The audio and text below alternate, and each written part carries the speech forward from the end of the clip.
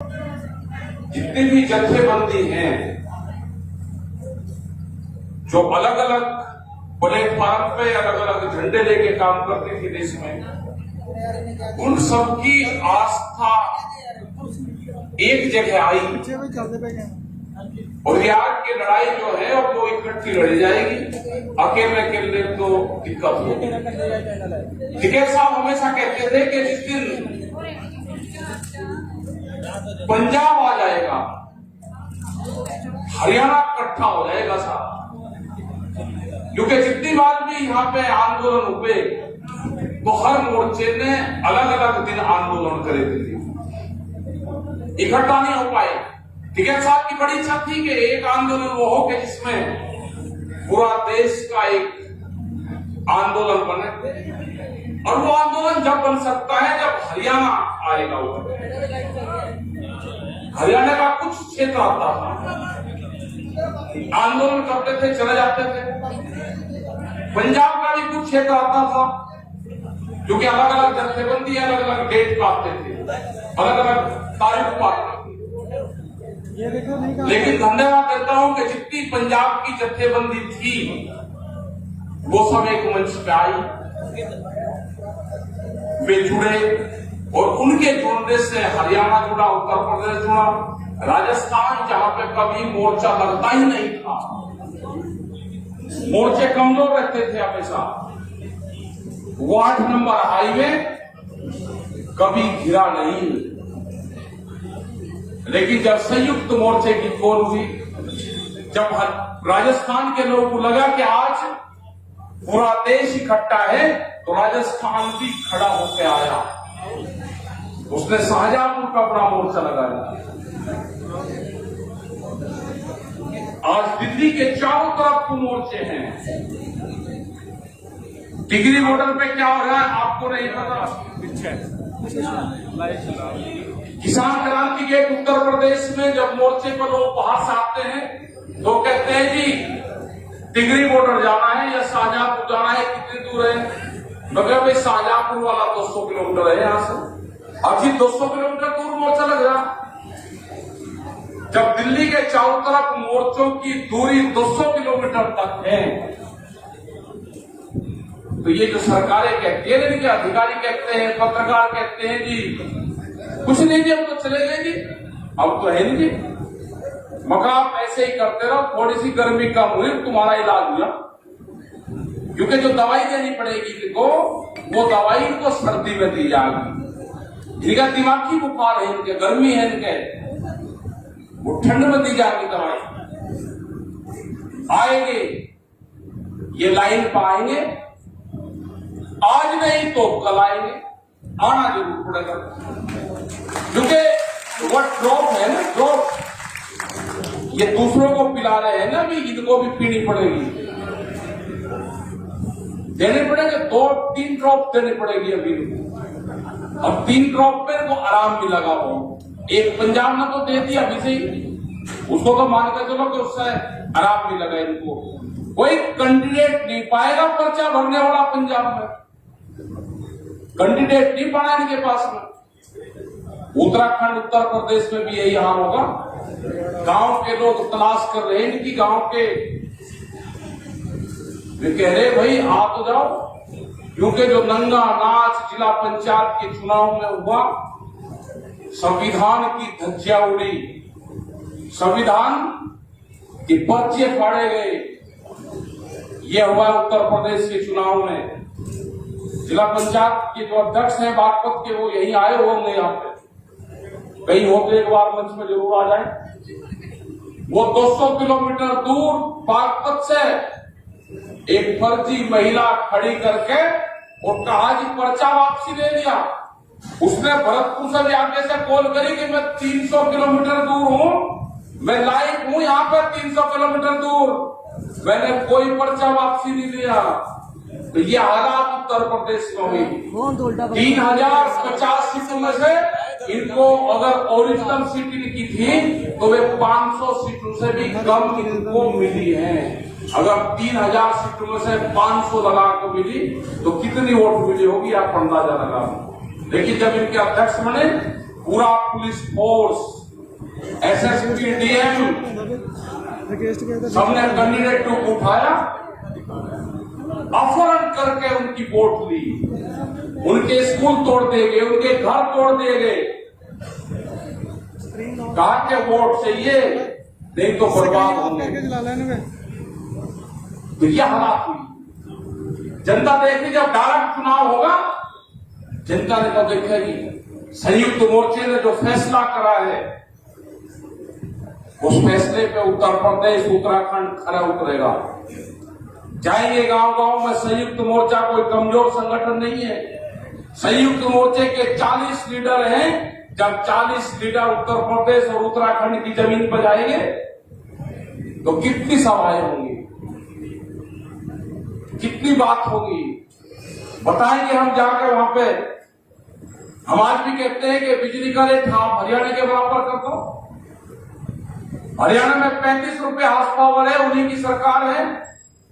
उत्तर प्रदेश में 175 रुपए house power बिजली का रेट। पंजाब में फ्री 15 और 15 होकर भी उनको बैठने नहीं देगा हरियाणा। उनके मंत्री को जमीन पे नहीं बैठने देता। 15 का रेट करते, अगर इनका 175 का रेट हो जाए तो ये क्या हाल करेंगे इनका।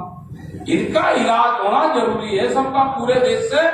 ये लुटेरे हैं, इनको देश से भगाना पड़ेगा, भगाना।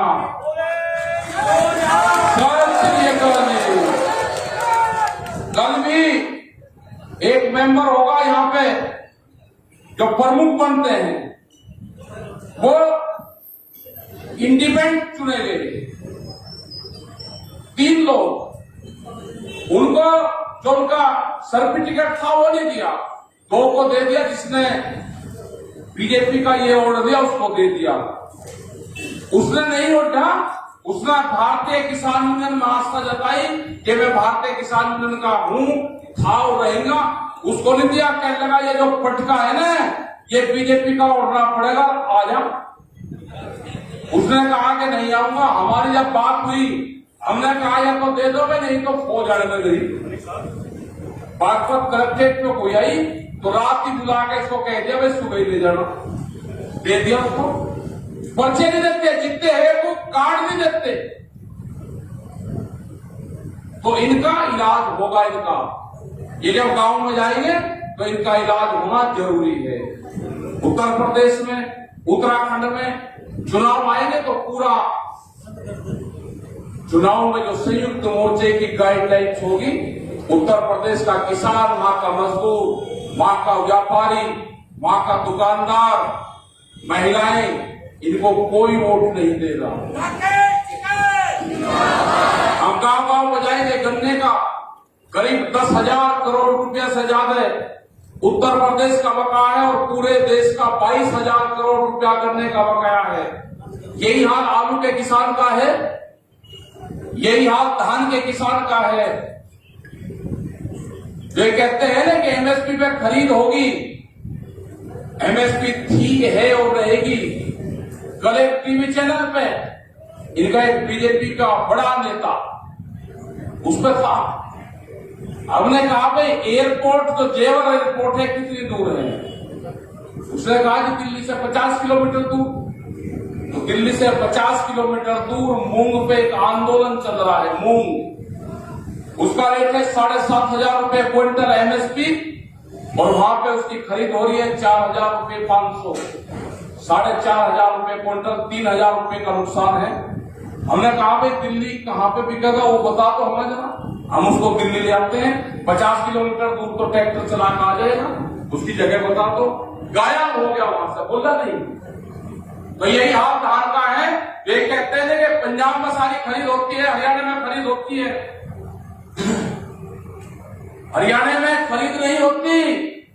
बिहार से 800 रुपया क्विंटल में धान की खरीद होती है, आपके नाम से वो पंजाब में बिकता है, एमएसपी पे बिकता है। जो व्यापारी हैं, जो बड़े व्यापारी हैं, वे उसको खरीद के जाते हैं वहां पे। सब 60-60 है। आज भी गेहूं का रेट 1200 से 1400 रुपए क्विंटल है, वहां से खरीद हो रही है और उसको एमएसपी में बेचा जाता है। जमीन तो कहते हैं इतनी खरीद करती, कोई खरीद नहीं हो रही।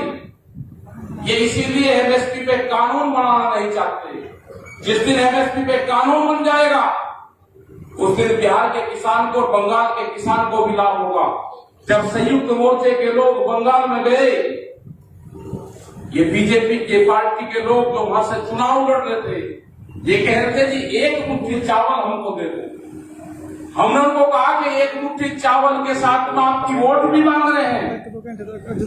ये दिल्ली के लोग आए, चमचमाती कोठियों में रहते हैं, आप इनसे कहो कि एमएसपी भी इसकी दे दो 7 साल। ये गायब हो गए वहां से सारे। और जब भी वहां पे खेला हुआ, ये कहते हैं जी ममता बनर्जी से मिले। ममता बनर्जी से नहीं मिले हम मिले वहां की बंगाल की मुख्यमंत्री से। जैसे केंद्र सरकार में इनके मंत्री से मिलते हैं तो हम कोई बीजेपी के लीडर से मिलते हैं क्या? जो नरेंद्र सिंह तोमर हैं ये बीजेपी के आदमी हैं, ये भारत सरकार के मंत्री हैं। आप इनसे कहो ना किसी से कि हम बीजेपी के मंत्री हैं, ये यही कहेंगे ना ये भारत सरकार के मंत्री हैं। हम इनसे इसलिए मिलते हैं। ये आंदोलन 8 महीने हो गए।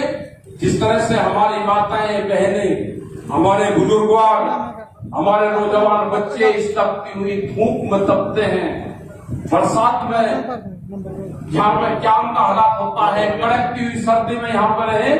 जिस तरह से जानवर जो बंधा हुआ है हमारा, जो ये निहंग हमारे संत हैं, इस तरह से अपने जानवर, अपने घोड़े को यहाँ पे बांध के तपती हुई टींट के नीचे ये यहाँ पर रहते हैं। फिर इनको कहते हैं जिनको गुस्सा आता है, इनका जब जानवर तपता है तो गुस्सा आता है, इनका गुस्सा जायज है।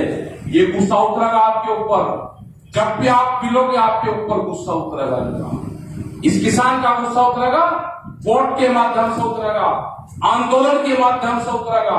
हम संघर्ष नहीं करना चाहते, हम आंदोलनकारी हैं, हम आंदोलन करेंगे। जो किसान 8 महीने तक आंदोलन पे दिल्ली की जमीन पे बैठ सकता है, आप उसको चाहते हैं कि ये उठकर चला जाएगा? ये गलतफहमी है आपकी। ये किसान ना उठ के जाएगा जब तक इसके कानून वापसी नहीं हो गए। एमएसपी पे गारंटी कानून नहीं बनेगा, वहां पे कमेटी नहीं बनेगा, ये किसान यहां से जाने वाला है नहीं।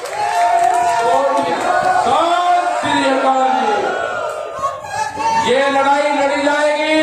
ये दिल्ली फिर कान खोल के सुन ले, ये 4 लाख ट्रैक्टर भी हमारे थे और 25 लाख आदमी भी हमारे हैं। ये 26 तारीख की जांच, कोई देश में एजेंसी है, ये 26 तारीख के कांड की जांच करवा दी जाए। ये फंसेंगे, ये जेल जाएंगे। हमने कहा कि देश में कोई एजेंसी नहीं है कि उसकी जांच करते, इनके खिलाफ कोई बोलने वाला नहीं है। इन्होंने पूरे संसाधनों पे कब्जा किया है। अगर देश में बीजेपी की सरकार होती, अगर देश में कांग्रेस की होती, अगर देश में किसी पार्टी की सरकार होती तो वह जरूर बात करती। इस देश में सरकार है मोदी सरकार, मोदी को चलाती है बड़ी बड़ी कंपनियां। ये बीजेपी वाले कहां गपगप में हैं? इनकी पार्टी गई, जिन लोगों ने इस पार्टी को बढ़ाया था वे तो अपने हाउस में कैद हैं, उनकी बोलने की हिम्मत नहीं। वे मकान के दिल्ली की चमचमाती कोठरियों में वे बंद कर रखे हैं अपने नेता। ये बीजेपी के जो बोलते हैं ना, यहाँ के कहते हैं कि हमारी बात, अपने नेताओं को छुटाओ और उसके बाद में बात करो। तुम्हारे नेता दिल्ली की काल कोठरी में कैद हैं, आप उनको छुटाने का काम करो। अडानी जी ने जिसने पार्टी बनाई उसको राष्ट्रपति बनना था, कहने लगे अच्छा ये बुढ़ा राष्ट्रपति बनेगा, एक मुकदमा लगा दिया, घर में कैद कर दिया, बोलने की हिम्मत नहीं है। जो अपने नेताओं को कैद कर सकता है वो किसानों को भी कैद करेगा। ये देख कर रहना, इनसे बच कर रहना। जो निखर वाले थे ना, इनको पेंट मिले हैं, अब इनका प्रमोशन हुआ है, तलाश उनकी करना है। जो विचारधारा इनकी गांवों में चली गई, ये बहुत खतरनाक लोग हैं। उन्होंने एक बोर्ड बनाया है अभी, नारियल बोर्ड, उसमें कहा कि प्राइवेट आदमी आएगा ना, प्राइवेट आदमी नहीं आएगा, संघ का आदमी आएगा, जिसने उसका 40 दिन का कोर्स कर रखा होगा, जिसने 8 दिन का कोर्स कर रखा होगा, वे लोग वहां पाएंगे। अभी 400 IAS की भर्ती होनी है बगैर एग्जाम के। मेरा देश का नौजवान कहां जाएगा? ये नौजवान कहां जाएगा? नई भर्ती होगी जिसकी उम्र 40 साल से 60 साल तक 70 साल तक हो, नहीं परमिशन कर रहे हैं, उनको आईएएस बनाया जा रहा है, सीनियर आईएएस अधिकारी बनेंगे। आप बटेंगे वक्कल, चिंता न करें। तो यह होगा देश में, सब संसाधनों पर कब्जा होगा, इन लुटेरों को भगाना पड़ेगा। ये देश का आखिरी लुटेरों का बादशाह साबित होगा। ये जाएगा, यहां से भागेगा ही, इसको पकड़ना पड़ेगा, इसकी पूंछड़ पाड़ के जब इसको गुजरात भेजना पड़ेगा। ऐसे नहीं भेजना लाडा करके भेजेंगे, वैसे नहीं भेजना। ये आएगा काबू, भागेगा, ये भागते हुए पकड़ना पड़ेगा, भागेगा। लुटेरे आगे, देश में लुटेरे। और ये जो क्षेत्र है ना, इसमें गलत छेड़खानी कर दी। ये दिल्ली के 300 किलोमीटर का जो क्षेत्र है, 400 का, ये बेहद खतरनाक है। इसने मुगलों के साथ में लड़ाइयां लड़ी, इसने आजादी की लड़ाई लड़ी। ये खाप पंचायत के लोग वही तो हैं, ये वही हैं जहां नाहरी गांव आके इस मोर्चे के 10-15 किलोमीटर दूर नाहरी गांव है, जहां पे गुरु गोविंद सिंह जब नांदेड़ गए तो इसी नाहरी गांव में सबसे पहले गए थे। जब जाते थे इन्होंने क्या नहीं हिस्ट्री नहीं पढ़ी। गुरु गोविंद सिंह जब पंजाब से गए, जब उनका परिवार खत्म हो गया तो वे नाहरी गांव के खाप पंचायत के लोगों से मिलकर गए। यहाँ के लोगों ने बताया कि मैं जा रहा, मेरा परिवार तो नहीं रहा, मैं किसी को आपके पास में भेजूंगा, उसकी मदद करना। बंदे बहादुर जी यहाँ पे आए, इस नाहरी गांव में आए। वे 3 महीने नाहरी गांव में रहे, मुजफ्फरनगर की खाप पंचायत में रहे, सोरम में रहे। और यहाँ से खाप पंचायत के लोग इकट्ठे हुए, 4700 लोग खाप पंचायत के बंदे बहादुर के साथ में यहाँ से गए। और जो सरहद फतेह करी, वो खाप पंचायत का बड़ा रोल उसमें था। वो सरहद फतेह करी तो यहाँ से 4700 लोग गए थे, यहाँ से उत्तर प्रदेश, हरियाणा से। और जब सरहद फतेह हुई थी, उसके बाद में वहां से सब लोग जुड़े। सरहद फतेह जब हुई, जब यहाँ से लोग गए, आप लोग सब जुड़े, तो गुरुओं का संबंध खाप पंचायत से रहा है। गुरुओं का संबंध हमारे से रहा है। ये हम गुरु परंपरा को मानने वाले लोग हैं। इन्होंने छेड़खानी करी है। 72वां गणतंत्र दिवस, आप ध्यान से सुन लो। 72वां गणतंत्र दिवस था, उसका अंक होता है 9, और 9 अंक है गुरु का। इन्होंने गुरु के शिष्यों से छेड़खानी करी, गुरु को ललकारने की कोशिश करी। ये बर्बाद होंगे, बचने के नहीं, ये ध्यान रख लेना। इन्होंने गुरु को छेड़ने की कोशिश करी, ये बचेंगे नहीं, ये जाएंगे। 9 के अंक छेड़ा है, 9 का अंक है गुरु का। आप चिंता नहीं करना, ये सब गुरु परंपरा को मानने वाले लोग हैं, सारे कड़ाधारी हैं, कड़ाधारी। ये सारे के सारे कड़ाधारी हैं, गुरु परंपरा को मानने वाले हम भी कड़ाधारी हैं, चिंता ना करना, सारे वही हैं। इनका नाश नजदीक आ गया, ये गिर गया, इनको घेरना है चारों से। ये आपको ये गलत तरीके के एजेंडे देंगे। कभी पंजाबी कहेंगे, कभी खालिस्तानी कहेंगे, कभी अफगानिस्तानी कहेंगे, कभी छोटा बड़ा किसान कहेंगे, कभी एक प्रदेश का कहेंगे। इनके बहकाव मत बताना, इन्हें जो कुछ कहना कह दो, हताश नहीं होने की जरूरत। 2 घंटे ये दिल्ली फिर कानपुर का सुन लो। अगर छेड़खानी करी के 2 घंटे के कॉल पे है हमारे सारा किसान, अपने खेत में काम करता है, ट्रैक्टर का डीजल भरवा कर दिल्ली की तरफ को मुंह कर रखा है सबसे। अगर छेड़खानी करी, हमारे पास में सब सिस्टम है, सारा सब संसाधन है हमारे पास में। ट्रैक्टर पे बम्पर मजबूत रखना, ट्रैक्टर ही आंदोलन का साथी है, उसको कमजोर नहीं होने देना। ट्रैक्टर तो किसान का टैंक है, टैंक। जब ये भी होगा कि सिद्धि भी होगी ट्रैक्टर से, पशु के साथ में की इरिगेटर को कैसे भी होगी सिद्धि। बम्पर लगवा कर रखना, बम्पर मजबूत। एक को कई ट्रैक्टर घेरे थे, जैसे रास्ते में लगा रखे थे ना, ट्रक लगा दिए रेती के भर 4 ट्रैक्टर लगे थे, नीचे पाओगा सब। तब चिंता ना करना, ट्रैक्टर ही इसका साथी होगा। ये कहते हैं जी आपने ट्रैक्टर का नाम ले दिया, क्यों कहीं का ले भाई? जो जब बंजर जमीन में वो चलेगा, वो दिल्ली की चमचमाती सड़कों पर नहीं चलेगा, वो चलेगा दिल्ली की चमचमाती सड़कों पे। चला कर दिखाया, तुम्हारी हिम्मत थी, रोक नहीं पाए तुमने धोखा करा, रोक नहीं पाए। 25 लाख आदमी था, 4 लाख ट्रैक्टर था। जब जरूरत होगी संयुक्त मोर्चा तय करेगा, ये दिल्ली में फिर आएगा, ये फिर आएगा दिल्ली में। तो आपका बहुत बहुत धन्यवाद, मेरी माताएं बहनों का धन्यवाद। जो माताएं बहनें यहाँ पे 40 और 45 डिग्री टेम्परेचर में है, सर्दी में यहाँ पे है, बरसात अब आएगी उसमें यहाँ पे है, तो ये सरकार को सोचना चाहिए कि तुम्हारा इलाज तो यही तो करेंगे, जितना तरसाल गए उतना ही इलाज करेंगे। तो धन्यवाद, जय हिंद।